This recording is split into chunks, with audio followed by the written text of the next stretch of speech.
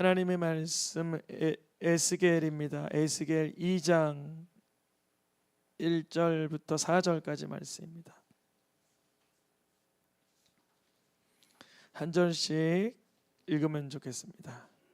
그가 내게 이르시되 인자야 내 발로 일어서라 내가 내게 말하리라 하시며 그가 내게 말씀하실 때에 그 영이 내게 임하사 나를 일으켜 내 발로 세우시기로 내가 그 말씀하시는 자의 소리를 들으니 내게 이르시되 인자야 내가 너를 이스라엘 자손 곧 패역한 백성 나를 배반하는 자에게 보내노라. 그들과 그 조상들이 내게 범죄하여 오늘까지 이르렀나니 이 자손은 얼굴이 뻔뻔하고 마음이 굳은 자니라. 내가 너를 그들에게 보내노니 너는 그들에게 이르기를 주 여호와의 말씀이 이러하시다 하라. 아멘. 인자야 하면 사람의 아들아 이런 거잖아요. 사람의 아들아, 사람 인자 아들 자자니까 사람의 아들아, 사람의 자녀야 이렇게 부르시는 것인데 그 인자라는 호칭은 이제 메시아에게 주어지는데 어떤 의미가 있냐면 하나님께서 처음에 아담을 만드실 때 아담을 실패작으로 만들지 않으셨어요. 그렇죠? 사랑하셨고 완전한 지혜를 주시고 에덴을 주시고 뼈 중에 뼈인 아내를 주시고 모든 것을 허락하신 한 사람, 완전하고도 훌륭하고도 탁월한 인간을 만드셨는데 범죄하였죠. 하나님은 그 사람의 범죄를 해결하고 완전히 복귀시키기 위하여서는 또 다른 새 사람, 즉 인자가 필요했는데 구약의 수많은 예언자들, 선지자들, 사사들, 제사장들, 왕들은 메시아의 그림자들입니다. 그림자들. 그러니까 약간은 연출해 주긴 하는데 많이 부족해요. 많이 빈약해요. 대표적인 예로 다윗 괜찮은 왕이지만 많이 부족하잖아요. 모세도 율법 받고 말씀 받은 자지만 가나안 땅 못 들어갔잖아요. 그러니까 얼마나 많은 부족한 사람들이 이렇게 쓰임 받고 예수 그리스도를 예표하려고 하는지. 오늘 에스겔 이 인자야 이렇게 말씀하실 때 이거를 그냥 예수님으로 교차해서 번역해도 괜찮아요.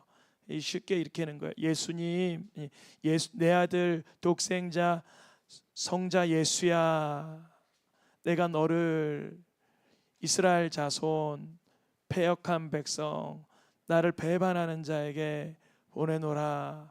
오늘날까지 범죄하고 있다. 이 자손은 뻔뻔하고 굳은 자이니 내가 너를 그들에게 보낸다.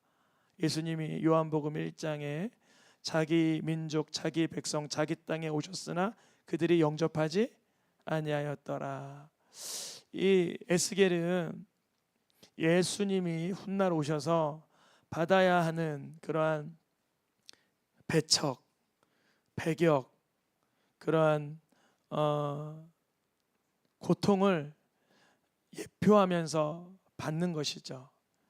우리가 예언서 강해를 들을 때 예언서의 목적은 모두가 그리스도로 오실 그분이 어떻게 오실까에 대한 예언입니다. 우리가 그동안 예레미야 예언을 들으면서 예레미야 이야기를 예수님의 이야기로 귀결시켰어요. 그것은 하나님의 의도예요. 하나님의 목적이에요.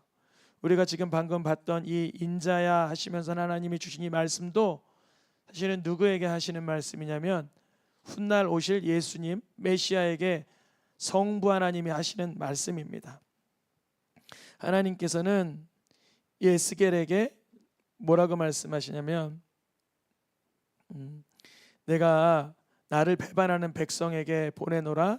너는 그들에게 이르기를 주 여호와의 말씀이 이러하다 이러하시다 하라. 이렇게 말해요.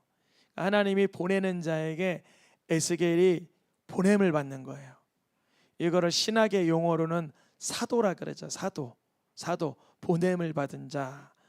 예수님도 누구에게 보냄을 받았죠? 하나님께 보냄을 받았죠. 같은 단어를 씁니다. 똑같은 사도라는 단어를 써요. 그럼 예수님이 그러면 사도 그분이냐?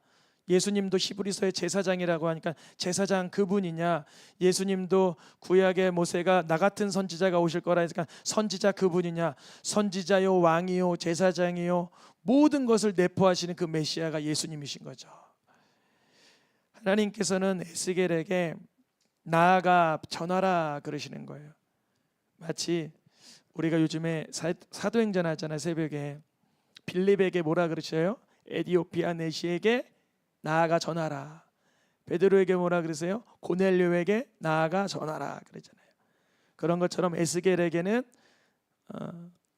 패역하고 배반하고 뻔뻔하고 마음이 굳어버린 이스라엘 포로로 이방 땅에 끌려온 그들에게 나아가 전하라 그러시는 거예요. 우리도 하나님께서 이렇게 감동을 주시면 전하면 좋은데, 아니 왜 하필 에디오피아 내시고 하필 고넬료고 하필 뻔뻔한 이스라엘 백성이냐고요. 항변할 수 있잖아요. 에디오피아 내시는 조금 빌립이 입장에서는 나보다 급이 다릅니다. 베드로 입장에서는 고넬료는 할례받지 않은 자니까 더럽습니다. 에스겔에게 이 백성 포로로 끌려와서 여기까지 와서도 패역하고 뻔뻔하니 난 안전하겠습니다. 이래야 되는데 그 세 사람 다 한결같이 뭐 했어요? 순종하는 거예요. 그러니까 하나님께 쓰임 받는 사람들은 좀 희한하게 충성을 잘해요. 우리 모두 다 희한하게 충성 잘하실 수 있길 축복합니다. 하나님이 이 사람에게 가서 전하라 그러면 나랑 좀 급이 안 맞고 좀 너무 좀 과한 사람을 붙여주셔도 복음 전할 수 있는 용기가 좀 부어지길 축복합니다. 어떤 사람에게는 내가 좀 거리끼는 대상이에요. 좀 이렇게 나랑 안 맞는 것 같고 더럽고 좀 불편하고 사람들한테 모욕받을 수도 있어요. 고넬료가 그랬잖아요. 베드로 가서 전하는 거죠. 에스겔 이자손은 뻔뻔하고 마음이 굳어버리고 패역하고 배반하는 사람들인데 주님이 전하라고 하니까 나아가는 거예요. 에스겔이요.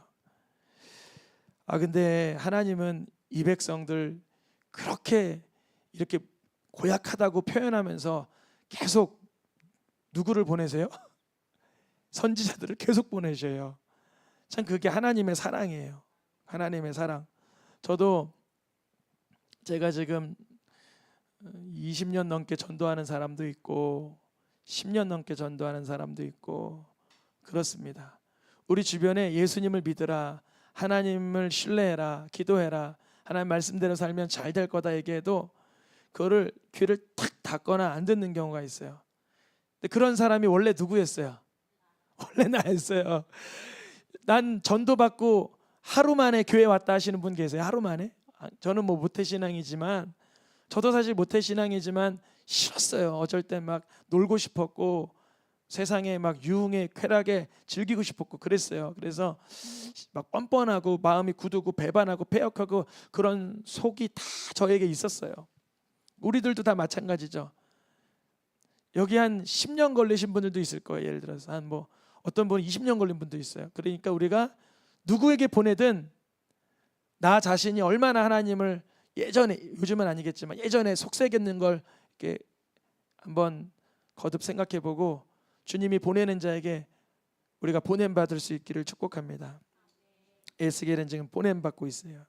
포로시대 선지자 에스겔의 보냄받고 있는 장면입니다. 우리가 지난주에 에스겔이 환상을 봤다고 했어요. 그런데 그 환상을 주시는 하나님께서 내가 보고 엎드려, 하나님의 환상을 보고 끝나면 안 돼요. 거기서 말씀이 있어야 돼요. 말씀, 그러니까 메시지가 있어야 돼요. 내가 뭘 봤다, 그 보는 거 중요해져. 근데 그 의미가 뭐냐고요. 예수님이 허리에 창 뚫리신 걸 봤다. 군병들도 봤고요, 제자들도 봤는데 삶이 다르잖아요. 제자들은 그 허리에 그 예수님의 십자가에 찔린 것을 보고 제자가 되지만 한 사람은 그 찔린 걸 보고 킥킥킥거리잖아요. 뭔가 봤다. 그걸 어떻게 해석하느냐가 중요하죠. 내가 환상을 봤어요. 에스겔이 지금 환상을 봤어요. 근데 주님이 뭐라 그러세요? 인자야, 내가 내게 말하리라 그러시는 거예요. 오늘 본문의 시작이죠. 환상을 보고 엎드러지는 거예요. 여러분, 하나님의 환상을 보고 먼저는 고꾸라지는 역사도 있길 축복합니다. 하나님이 정말 강력한 도전과 아주 탁월한 그런 이상을 보여줄 때 있어요. 우리에게, 우리를 쓰시려고 할 때, 그렇게 될 때 우리가 이제 엎어지는 거죠. 인자야 내 발로 일어나 서며 내가 말하리라. 근데 주님이 이스라엘 자손을 표현하는데 방금 읽었던 것처럼 뭐라고 표현해요? 패역하고 배반하고 범죄하고 뻔뻔하고 굳은 자에게 보낸다 그러는 거예요. 그런데 거기 가서 하나님 말씀이 이러이러하다라고 전하라 그러시는 거예요. 에스겔 입장에선 속으로 하나님의 환상을 크게 봤지만 도무지 쉽지 않은 이 하나님의 요구인 거예요. 저도 이렇게 간혹 주님이 감동을 탁 주실 때가 있어요. 지나가다가 누구를 봤는데 모르는 사람인데 복음을 전하라는 감동을 주실 때 있어요. 근데 저는 보통 순종이 20-30%면 50-60%는 불순종하는 것 같아요. 왜 그러냐면 하나님 내가 지금 저 사람에게 전해서 되겠습니까? 이런 마음이 좀 많아요. 우리 성도님들은 어떠신지 모르지만 저는 그럴 때가 있었어요. 근데 성령 충만할 때는 그 뒤 사태를 예견하거나 이렇게 걱정하지 않고 전하는데 내가 살아있을 땐 자꾸 뭔가 염려하고 전하질 못해요. 에스겔은 하나님의 말씀이 이러하시다 하니까 이게 듣고 있는 거예요. 주님이 계속적으로 뭐라고 표현해요? 이 보통 사람이 아닌가 봐요. 패역한 자들이다. 가시 같은 자들이다. 가시가 뭘까요? 에스겔이 복음 전하면 당신이나 잘하세요 이랬다는 거죠. 예를 들어서 찔레 같은 자들이다. 너 어저께 보니까 더 볼품도 없던데 아마 막 찔르는 거예요. 정갈 같은 자들이다. 막 독을 뿜는 자들이다. 너를 막 죽이려고 하는 자들이다. 패역한 자들인데 보통 패역한 자들이 아니라 심히 패역한 자들이다. 근데 듣든지 아니 듣든지 너는 뭘 전하래요? 하나님 말씀을 전하라 그러는 거예요. 오늘 말씀의 제목이 나아가 전하라 이 뜻인데 좀 괜찮은 사람에게, 젠틀한 사람에게 보내지 가시 같고 찔레 같고 정갈 같은 사람한테 에스겔을 보내고 있는 거예요. 하나님이 에스겔을 딱 쳐다보더니 하시는 말씀이 있어요. 뭔가 걱정이 됐나 봐요. 왜 걱정됐냐면 이스라엘 백성이 하나님 앞에서 하도 뭐하니까 패역하니까 에스겔도 좀 걱정이 좀 됐나 봐요. 뭐라 그러냐면 에스겔아 너는 패역하지 마. 에스겔아 너만큼은 패역하지 마 그러는 거예요. 하나님의 눈물이 느껴집니까? 하나님의 울음이? 하나님의 사도로 하나님의 선지자로 부름받은 인자에게 너만큼은 패역하지 마 그러는 거예요. 저는 이게 저에게 주시는 음성으로 들렸어요.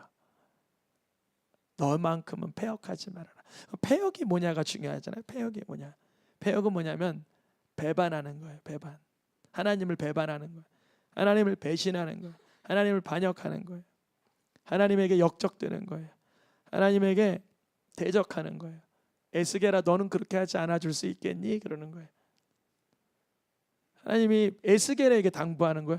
하나님 참 어떻게 보면은 좀 참 하나님이 불쌍한 것 같아요. 어떤 면에서 이런 상황에서는 아니 그 백성 포로까지 저기 그냥 망하게 내버려 두시지. 아니 그러면 안 되죠. 저도 그럴 때가 있어요. 우리 그냥 피상적으로 생각하면 그냥 내버려 두시지. 그렇게 정갈 갖고 배역하고 반역하고 딱딱하고 완악하고 뻔뻔한 이들에게 에스겔을 보내면서 에스겔아 너만큼은 패역하지 않을 수 있겠니? 그러면서 하나를 테스트해 보는데 입 벌려 내가 너에게 주는 걸 먹어? 그러시는 거예요. 뭘 먹나 이렇게 에스겔이 쳐다보니까 한 손이 이렇게 나오는데 손이 펴지는데 그 손에 뭐가 있어요? 하나님의 말씀인 성경책이 딱 있는 거예요. 근데 그게 펴지는 거예요. 거기에 뭐가 있어요? 예레미야 애가가 있는 거예요. 제가 그냥 갖다 붙인 거지만 어쨌든 예레미야 애가 정말 예레미야 애가 얼마나 애곡의 말씀이 많아요. 애곡의 말씀이 많아요. 재앙의 말씀이 많아요. 그러니까 예레미야 시대와 에스겔 시대가 무슨 시대라? 동시대다. 같은 시대의 흐름 속에서 에스겔은 바벨론에서 만나 주시고 예레미야는 어디서 만나 주세요? 예루살렘에서 만나 주시고 그러고 있는 거예요. 그런데 이 말씀을 뭐하라 그랬어요? 하나님께서 먹으래요. 이제 에스겔이 먹으면 패역하지 않는 거고 거절하면 에스겔도 패역하게 되는 거예요. 여러분 여기서 이걸 우리에게 대입을 해볼게요. 우리가 하나님의 말씀을 먹고 있습니까? 이제 하나님 말씀을 정말 나의 살과 피로 먹고 있습니까? 그래서 예수님이 내 살을 먹고 내 피를 마시라 그런 거 아닙니까? 우리가 하나님의 말씀을 우구적 이렇게 먹고 있습니까? 이거를 에스겔이 환상 가운데 본 거죠. 실제적으로 책을 뜯어먹진 않았고 책을 이렇게 씹어먹진 않았을 거예요. 이게 이제 환상 가운데 확 베어 먹었을 거예요. 여러분 저번에도 한번 말씀드렸지만 하나님 기도하다가나 이렇게 환상이 이게 어떤 뭔가 보일 때 저는 그럴 때 있어요. 이렇게 있는데 뭔가 이렇게 좀 허기가 져서 그랬는지 몰라도 뭔가 이렇게 먹을 만한 것이 있으면 입이 이렇게 벌려져요. 에스겔이 주님의 말씀을 입을 쫙 벌려서 먹으니 그게 뱃속에 들어갈 때 어떻게 됐대요? 달기가 꿀처럼 꿀꺽 달콤하게 이렇게 느껴진 거예요. 너무나 주의 이 말씀의 내용은 뭐예요? 애가, 애곡, 재앙. 근데 이게 맛이 어때요? 꿀 같아요. 이게 말이 안 되잖아요. 그러니까 이거예요. 애가와 애곡과 재앙의 말 사실은 이걸 다 누가 뒤집어 쓰신다는 거예요? 예수 그리스도께서 뒤집어 쓰신다는 그 말씀이었던 거예요. 거기까지 깊이 영적 세계에 깊이 도달하면 그 달콤함을 느끼게 되는 거예요. 하나님이 말씀하신 그것이 사실은 우리를 향한 재앙이 아니었구나. 우리를 망하게 하려고 하심이 아니었구나. 이와 같은 영적 세계를 경험한 사람이 시편의 기자 에스겔 예레미야 허다합니다. 읽어보겠습니다. 내 입에 꿀보다 더 다니이다. 꿀과 송이꿀보다 더 달도다. 내가 주의 말씀을 얻어 먹었사오니 주의 말씀은 내게 기쁨과 내 마음에 즐거움이 오나. 말씀을 먹은 자들이 다 뭐라 그래요? 말씀이 꿀 같고 기쁘고 달콤하다 그러죠. 이 맛을 우리 새생명교회에 선물로 내려주시기를 예수님의 이름으로 축원합니다. 이게 있어야 돼요. 이게 없으면 성경 읽기가 까다로워져요. 이게 이 달콤함이 있어요. 그런데 이제 예레미야가 끝말을 좀 흐리는 것 같아요. 잘 끝냈어요. 좀 흐리는 것 같아요. 즐거움이 오나 이렇게 딱 끝나요. 즐거움이 오나 이렇게 끝나요. 왜 무슨 일인가 이거예요. 뭐냐면 이렇게 달콤한데 에스겔에게도 달콤하고 예레미야에게 달콤하고 시편의 저자 다윗에게 달콤하고 다 달콤하고 에스라에게도 달콤하고 달콤한데 어떤 사람들은 어떻게 여겨요? 보라 여호와의 말씀을 자신에게 뭐로 여겨요? 역으로 여겨요. 역으로 여겨요. 즐겨하지 않아요. 그런 사람들을 바라보고 있으니 예레미야가 뭐라 그래요? 나는 주의 손에 붙들려 달콤함 속에 홀로 있으려고 하오나 그런 이들을 바라볼 때 마음이 어떻게 되는 거예요? 분노가 일어나는 거예요. 이 거룩한 분노. 하나님의 말씀을 즐거워하지 못하고 즐겨하지 못하고 따르지 못하고 바라보지 못하는 이들을 보니까 예레미야가 도무지 분통 터져서 가만히 있을 수가 없는 거예요. 이와 같은 상황은 에스겔에도 똑같이 임했어요. 내가 마음이 어떻게 했대요? 분명히 방금 전에 하나님의 말씀 먹고 어떻게 됐어요? 입이 달콤했는데 사람들의 형태와 상황을 보니까 근심이 올라오고 마음이 분하여 하나님이 감동시킬 때 사명을 감당하게 되는 거예요. 나 혼자 참 말씀이 달아 말씀이 오묘해 하고 끝내면 그냥 개인 신앙이고 개인 묵상인데 하나님의 의도는 에스겔에게 말씀 집어넣고 꿀같이 달지 너 하나 잘 살아 이 목적이 아니었어요. 그런데 말이지 그 하나님의 말씀의 맛을 모르는 내 백성들이 있지 않냐라고 말씀하시면서 뭐라 그러세요? 너는 내 입의 말을 뭐하라? 듣고, 이미 먹은 거잖아요. 먹고 듣고 하나님을 대신하여, 전도는 뭐냐? 하나님을 대신하여 나가는 거예요. 우리가 너무 과한 표현 같아요. 하나님을 대신해 나가는 거라고. 우리가 맞으면 누가 맞는 거예요? 하나님 맞는. 내가 못할 짓 해서 맞으면 그건 어쩔 수 없지만, 내가 복음 전하다 맞으면 누가 맞은 거예요? 하나님 맞은 거죠. 사울아, 너가 왜 나를 핍박하느냐 그러잖아요.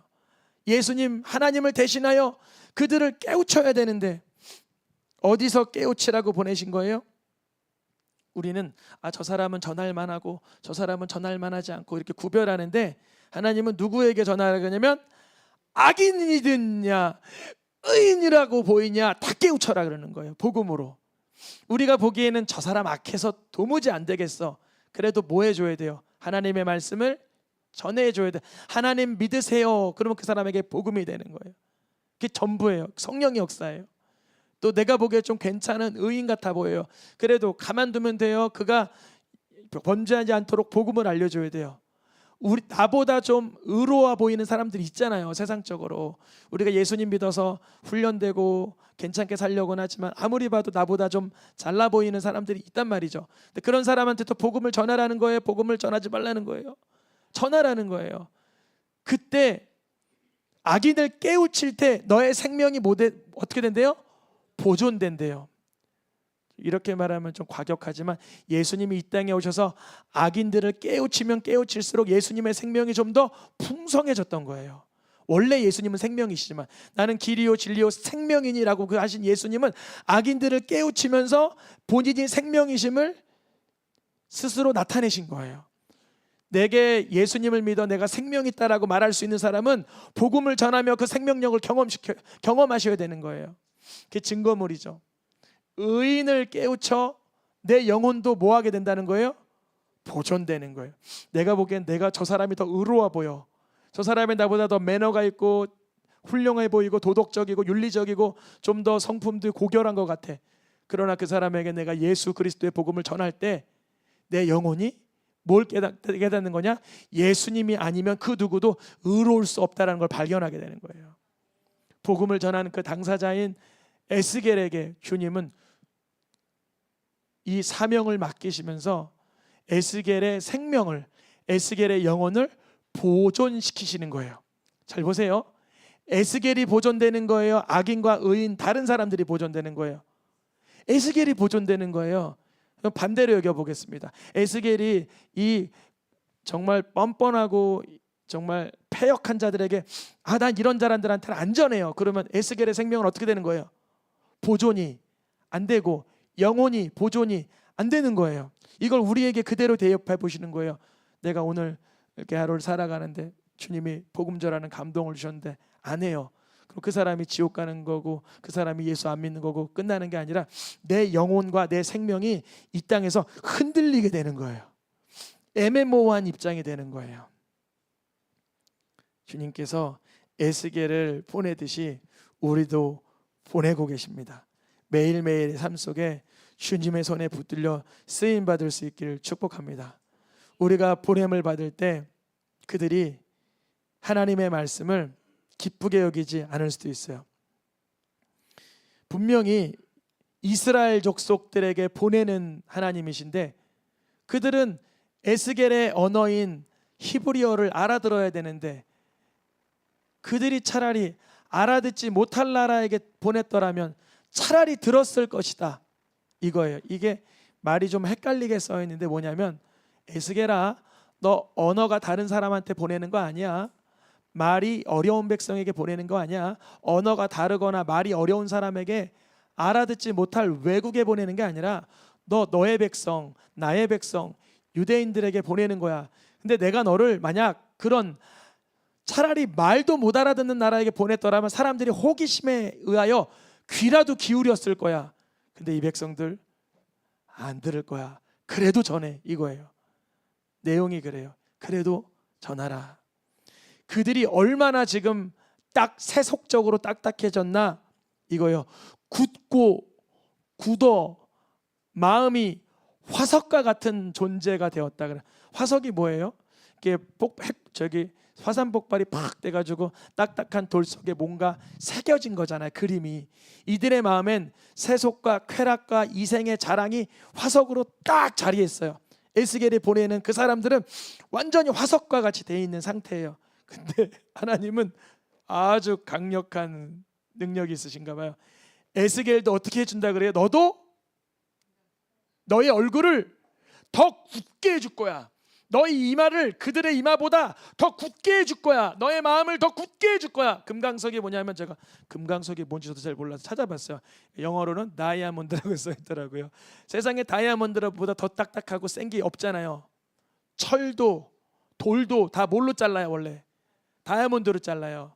하나님이 우리가 복음을 전한다고 하면 우리를 뭘로 만드시는 거예요? 다이아몬드로 만드시는 거예요. 우리 서로 바라보면서 다이아몬드가 됩시다. 어떻게 다이아몬드가 돼요? 딱딱한 사람한테 뭐 해야 돼요? 복음을 전해봐야 돼요.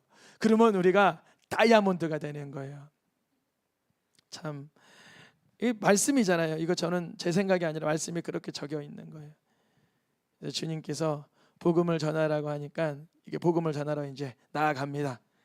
그런데 복음을 전하러 나아갈 때 에스겔이 당하는 고통은 어떤 고통이었냐? 읽어보겠습니다. 무리가 내 위에 줄을 놓아 너를 동여매리니 내가 그들 가운데서 나오지 못할 것이라. 이거예요. 여러분, 하나님 믿으세요? 그러면 뭐 저런 놈이 다 있어? 그럼 사람들이 막 이렇게 한다는 거예요. 그런 걸 하나님이 이미 아셔요. 너 가서 복음을 전하면 이렇게 될 거야.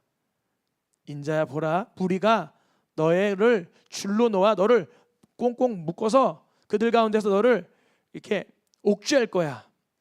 근데 바로 그때 하나님이 독특한 표현을 하십니다. 너의 혀가 어떻게 된대요? 혀가 입천장에 붙으면 어떻게 되는 거예요? 읊게 하는 거죠. 그런데 이걸 하는 당사자가 그 악당들이 혀를 누르는 거예요? 누가 하는 거예요? 맞아. 하나님이 너를 복음 전하라고 했는데 왜 자꾸 복음을 못 전하게 해요? 하나님은 이상하잖아요. 그들에게 꾸짖어야 되는데 꾸짖는 자가 되지. 여기서 누가 생각나세요? 전 예수 그리스도가 생각나요. 예수님이 사람들을 앞에 복음을 전하다가 결국 십자가에까지 끌려가 줄을 매어 사람들이 끌고 가고 있는데 예수님 거기에서 입천장에 혀가 입에 붙은 사람처럼 말하세요? 말 안 하세요? 말 안 하세요. 하고 싶은 말이 있겠죠. 놔라! 아니면 왜 날 때리냐? 에스겔이 내가 너희한테 지금 하나님 말씀 전하지 왜 나를 못 살게 구냐? 이러고 싶었는데 하나님은 그냥 꾸짖지도 못하는 벙어리가 돼버리게 해요. 그들은 여전히 어떤 자들이라고요? 패역한 자라. 근데 언제 입이 열리냐? 이게 중요해요. 언제 입이 열리냐? 언제 입이 열리냐? 엄청난 거예요. 언제 입이 열리냐? 읽어보겠습니다. 그러나 내가 너와 내가 누구예요? 너는 누구예요?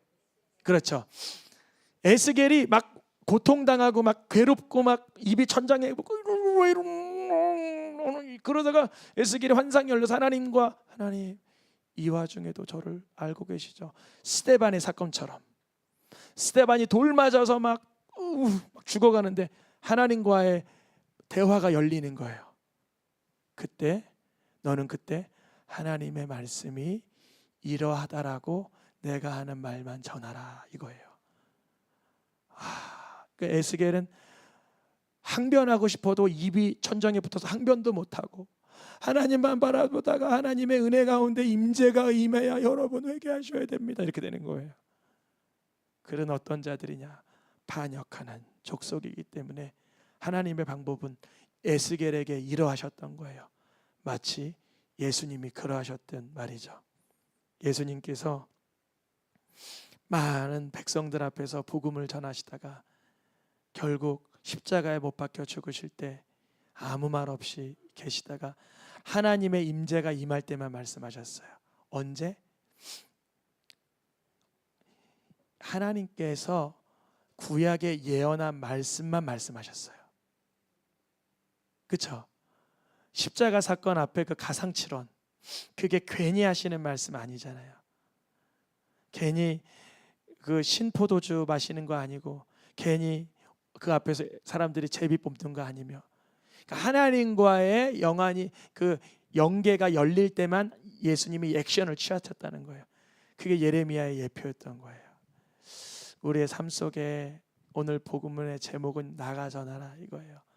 근데 우리가 전하고자 하는 그 대상이 만만치 않을 수 있어요. 물론 만만할 때도 있겠죠. 편안할 때도 있겠죠. 항상 나쁘지는 않을 거예요. 왜냐하면 사실 베드로가 고넬료 꺼려했지만 막상 가보니 고넬료는 의인이었고 젠틀한 사람이었고 괜찮은 집안이었단 말이죠. 우리가 그 거리끼는 마음, 두려워하는 마음을 내려두고 나가 전하라 하실 때 예수님 전하는 삶 될 수 있기를 축복합니다. 찬양하며 기도.